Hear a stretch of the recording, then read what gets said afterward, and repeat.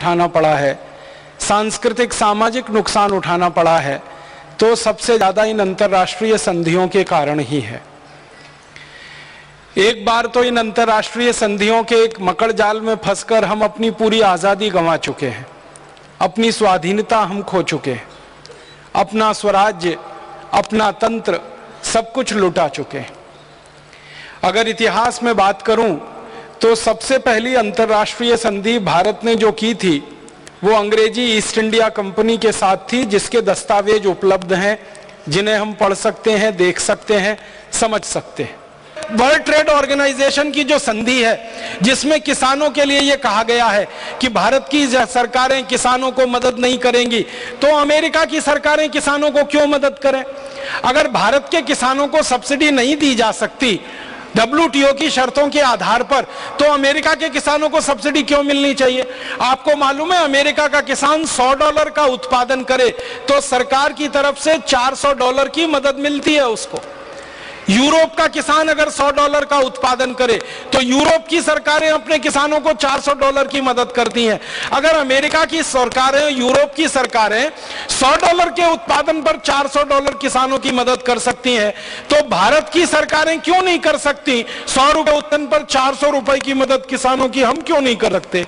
विश्व व्यापार संगठन की संधियों की शर्तें बदलवानी है। विश्व व्यापार संगठन की शर्तों में सबसे पहली शर्त यह बदलवानी है कि विश्व का व्यापार करना है, कराना है, यह हर देश का अपना संप्रभु अधिकार है, उसका सॉवरेन राइट है।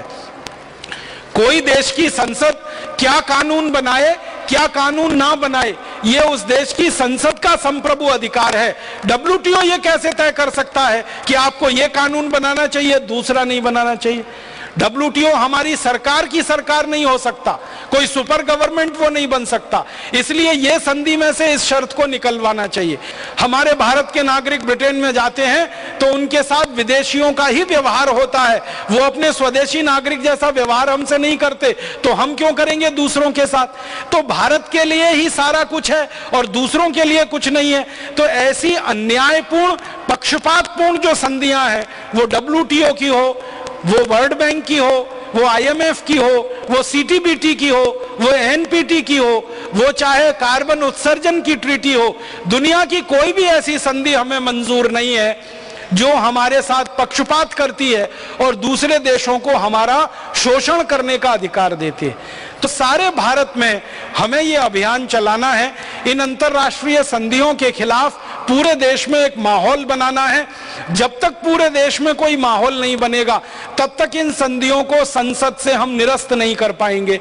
आप मुझे ये तकनीकी सवाल पूछ सकते हैं कि क्या इन संधियों को रद्द करने का अधिकार हमारे पास है? हाँ, है।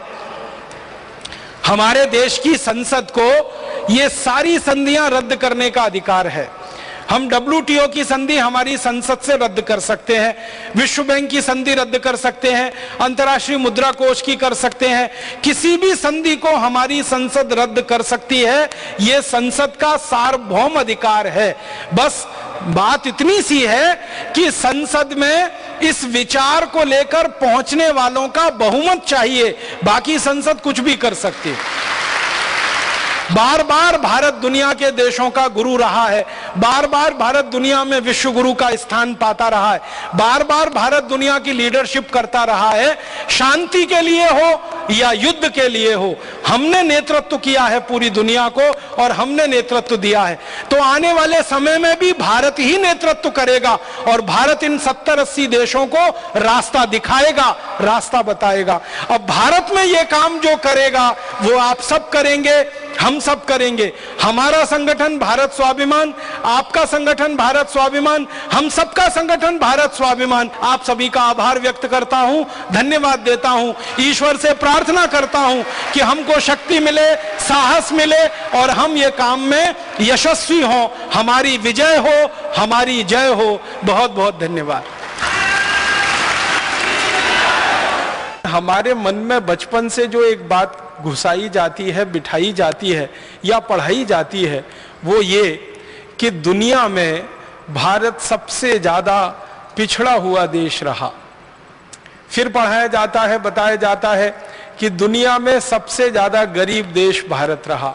फिर बताया और पढ़ाया जाता है कि दुनिया को कभी कुछ भारत ने नहीं दिया, भारत को दुनिया के देशों ने बहुत कुछ दिया। हमको बताया और पढ़ाया जाता है कि अगर अंग्रेज नहीं आते तो इस भारत में कुछ नहीं होता, अंग्रेज नहीं आते तो शिक्षा नहीं होती, अंग्रेज नहीं आते तो विज्ञान नहीं आता, अंग्रेज नहीं आते तो तकनीकी नहीं आती, अंग्रेज नहीं आते तो रेल नहीं आती, अंग्रेज नहीं आते तो हवाई जहाज नहीं होता। ऐसी ऐसी बातें हम बचपन से पढ़ते आते हैं, सुनते आते हैं और आपस में चर्चाएं भी करते रहते हैं। आपने एक मनोविज्ञान की बात सुनी होगी, दुनिया में बार बार कही जाती है कि एक झूठ को जब बार बार बोला जाता है, बार बार बोला जाता है, बार बार बोला जाता है, तो थोड़े दिन में वो झूठ सुनते सुनते सच लगने लगता है।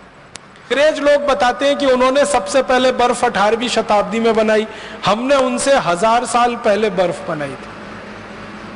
सारी दुनिया को ये बर्फ बनाने की टेक्नोलॉजी हमने दी है। कागज बनाना पूरी दुनिया को भारत ने सिखाया। कागज बनाना सबसे पहले भारत में शुरू हुआ। हमारे भारत में एक घास होती है, उसको सन कहते हैं, और एक घास होती है उसको मूंज कहते हैं। चीनियों के दस्तावेजों में यह लिखा हुआ है कि उन्होंने जो कागज बनाना सीखा वो भारत से सीखा, तो उन्होंने जो कागज बनाना सीखा वो भारत से, यहां से सीखा, सन और मूंज की रस्सी से। इसी तरह से दुनिया में सबसे पहली बैटरी समझते हैं, ड्राई सेल, अंग्रेजी में कहूं तो शायद जल्दी समझ में आए, ड्राई सेल बैटरी सबसे पहले भारत में बनी। और ड्राई सेल बनाने की जो विधि है ना, जो आधुनिक विज्ञान ने भी स्वीकार कर रखी है, वो महर्षि अगस्त्य द्वारा दी गई विधि है।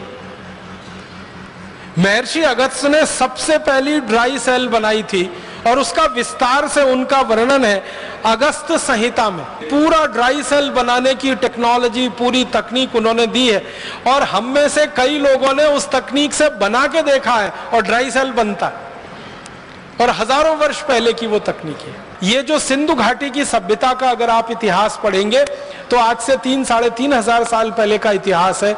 उसमें सिक्के बनाने का बहुत विस्तार से वर्णन है, और सिक्के की ढलाई करने के लिए बहुत सारी फैक्ट्रियों की जानकारी। इसी तरह से जस्ता बनाना, जिंक, सारी दुनिया को भारत ने सिखाया जिंक बनाना।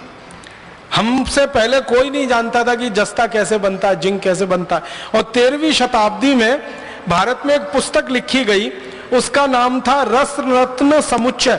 उस पुस्तक में जिंक बनाने का बहुत विस्तार से वर्णन।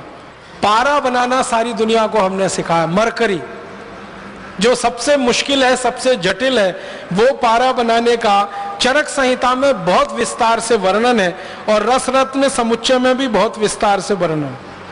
और एक बहुत रोचक जानकारी, दुनिया में सबसे पहले बारूद बना वो भारत में, बस इस्तेमाल उसका हुआ फुलझड़ी चलाने में। ये रोचक बात है, हमने बारूद बनाया सबसे पहले, लेकिन उसका बम नहीं बनाया, उसकी फुलझड़ी बनाई। एक ही निवेदन करना चाहता हूं अंत में कि आप आज के इस व्याख्यान के बाद अपने मन में कभी भी हीनता मत आने दीजिए, लघुता मत आने दीजिए, कोई आत्मग्लानि मत आने दीजिए। अब गर्व से कहिए, गौरव से कहिए कि विमान का आविष्कार हमने किया, बर्फ का आविष्कार हमने किया, स्टील का आविष्कार हमने किया, खगोल शास्त्र का सारा ज्ञान दुनिया को हमने दिया, गणित में नंबर सिस्टम हमने दिया, वर्गमूल दिया, घनमूल दिया, वैदिक गणित के सूत्र दिए, इतना कुछ दुनिया को हमने दे दिया है कि दुनिया हमारा सैकड़ों बार आभार व्यक्त करे तो भी वो कम है, हजारों बार आभार व्यक्त करे तो भी वो कम। डिवाइड एंड रूल, बांटो और राज करो, फूट डालो और राज करो, सफल हो जाएगी। और हमारी सेना में भी बगावत नहीं होगी, और हमारे सेना के लोगों को मांस भी मिलता रहेगा, कत्ल खाने भी चलते रहेंगे। ये पत्र लिखा उसने लैंसडाउन को। लैंसडाउन ने पत्र पढ़ा, उसने फिर मीटिंग बुलाई, मीटिंग बुला के उसने आदेश दिया कि जितने सरकारी कत्ल खाने हैं उनमें मुसलमानों की भर्ती की जाए। तो मुसलमानों में से कोई तैयार ही नहीं हुआ भर्ती के लिए, कोई आया ही नहीं। तो उन्होंने कहा कि ढूंढो, कोई तो मुसलमानों में जाति समूह होगा जिसको हम इस काम में लगा सकें। तो कुरैशी जाति समूह के मुसलमानों को प्रताड़ित करके, अत्याचार करके, मार पीट के अंग्रेजों ने गाय के कत्ल के काम में लगाया। और उनको इतना प्रताड़ित करते थे कि गाय काटो गाय काटो। फिर होता क्या था कि ये गाय काटते थे कुरैशी समाज के लोग अंग्रेजों के दबाव में आकर। फिर अंग्रेज इसको पूरे देश में प्रचारित करते थे हिंदुओं के बीच में कि देखो तुम्हारी गाय तो मुसलमान काट रहे हैं। तो 1870 से 1894 तक जो आंदोलन चला गोरक्षा का, जिसमें हिंदू मुसलमान दोनों साथ मिलकर गाय को बचाने के लिए लड़ रहे थे। आपको सुनकर ताज्जुब होगा, जींद की जो गोरक्षा समिति 1870 में बनी उसमें 11 हिंदू थे और 7 मुसलमान थे। 18 लोगों की समिति थी। हर जगह गोरक्षा की समिति में हिंदू मुसलमान साथ में मिलकर काम कर रहे थे। विक्टोरिया ने लैंसडाउन को आदेश देकर मुसलमानों से जबरदस्ती गाय कटवाकर कुरैशी समाज के लोगों को दबाव डालकर एक घृणित काम शुरू किया और सारे देश में यह लहर फैल गई। हिंदू और मुसलमान जो मिलकर गाय को बचा रहे थे। विक्टोरिया की इस पत्र के बाद की जो नीति बनी उसमें हिंदू और मुसलमान आपस में लड़ने लगे। मुसलमानों के बीच में प्रचार किया गया कि कुरैशी को बहिष्कार करो क्योंकि ये गाय काट रहे हैं। हिंदुओं में प्रचार किया कि कुरैशियों को मारो पीटो क्योंकि तुम्हारी गाय काट रहे हैं। और अंग्रेज पूरे सुरक्षित हो गए। 1894 से ये नीति बनी और 1897 में इस नीति ने पूरे देश में एक विस्फोट कर दिया। और पहली बार मुझे ये दुख है कहते हुए कि हिंदू मुसलमान का पहला दंगा 1897 में अंग्रेजों ने कराया। वो इस नीति के तहत कराया ताकि ये हिंदू मुसलमान अलग अलग हो जाए और इस देश की गाय कटती रहे और अंग्रेजों का शासन सुरक्षित रहे। लैंसडाउन वो खतरनाक अंग्रेज अधिकारी था जिसने हिंदू मुसलमानों को लड़वाया और हिंदुओं को मुसलमानों के खिलाफ, मुसलमानों को हिंदुओं के खिलाफ बरगलाया। ये लैंसडाउन ने कुछ टीम बना रखी थी। आपको सुन के लगेगा कि कितना घृणित आदमी था वो। उसकी टीम के लोग जाते थे और किसी मस्जिद के सामने रात को 2:30-3 बजे सुअर काट के डाल के चले आते थे लैंसडाउन की टीम के लोग। और सवेरे हल्ला मचता था, देखो हिंदुओं ने सुअर काट के मस्जिद में डाल दिया। फिर लैंसडाउन के लोग जाते थे और किसी मंदिर के सामने गाय को काट के छोड़ के चले आते थे और लैंसडाउन के कर्मचारी प्रचार करते थे, देखो मुसलमानों ने गाय को काट दिया।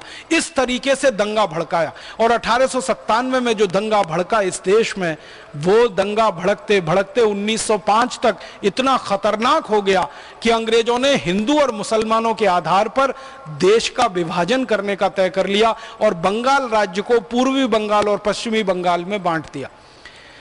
जिस अंग्रेज अधिकारी लैंसडाउन ने यह विष का बीज बोया हिंदू और मुसलमानों में, उस लैंसडाउन के नाम से इस उत्तराखंड में एक पूरा शहर बसा हुआ है, एक नगर बसा हुआ है, उसका नाम लैंसडाउन है।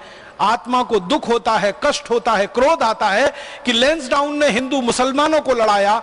गाय का मांस अंग्रेजों को खाने को मिलता रहे, इसके लिए गाय का कत्ल करने के लिए कत्ल खाने चालू करवा के रखे। उस लैंसडाउन का नाम हम क्यों लें और उसके नाम पर कोई शहर का नाम क्यों बने? मैं अपील करना चाहता हूं लैंसडाउन की नगर पालिका से, लैंसडाउन की नगर परिषद से। मैं अपील करना चाहता हूं उत्तराखंड के सरकार के मुख्यमंत्री से, उत्तराखंड की सरकार से अपील करना चाहता हूं कि जितनी जल्दी हो ये लैंसडाउन नाम के कलंक को, इस पाप को उत्तराखंड से जितनी जल्दी मिटा दिया जाए उतना अच्छा है। हम सब भारत स्वाभिमान में लगे हुए कार्यकर्ता अक्सर अपने मन में ये प्रश्न लाते हैं, एक दूसरे से बातचीत भी करते हैं कि क्या हमारा भारत स्वाभिमान अभियान सफल होगा, क्या हम हमारे उद्देश्य को पूरा कर पाएंगे, क्या हमने जो संकल्प लिया है उसको प्राप्त कर पाएंगे। कई लोगों के मन में ये आता है कि क्या इसी जीवन में ये हो पाएगा। ऐसे मन में बहुत बार प्रश्न आते हैं और इन प्रश्नों का समाधान ढूंढने के लिए हमको थोड़ा उदाहरणों की जरूरत पड़ती है। मैं आपके सामने आज कुछ ऐसे उदाहरण रखूंगा जिनको सुनकर आपके मन में ये उत्साह पैदा हो, उमंग पैदा हो और आप में जोश पैदा हो कि आज नहीं तो कल ये भारत स्वाभिमान का अभियान जरूर सफल होगा। श्री राम ने भी रावण को मारकर व्यवस्था परिवर्तन ही किया था। आप ध्यान रखिएगा, खाली सत्ता परिवर्तन नहीं किया था, व्यवस्था परिवर्तन किया था। और व्यवस्था को आमूलचूल बदल दिया था। श्री कृष्ण ने कंस को मारकर व्यवस्था परिवर्तन किया था, पूरी व्यवस्था को आमूलचूल बदल दिया था। तो सारे महापुरुष इस देश में जो आते रहे हैं, व्यवस्था परिवर्तन के काम के लिए आए हैं। सत्ता परिवर्तन किसी का लक्ष्य नहीं था, लेकिन व्यवस्था परिवर्तन होने के लिए सत्ता परिवर्तन पहला चरण होता है, इसलिए उन्होंने सत्ता का भी परिवर्तन किया था और अंत में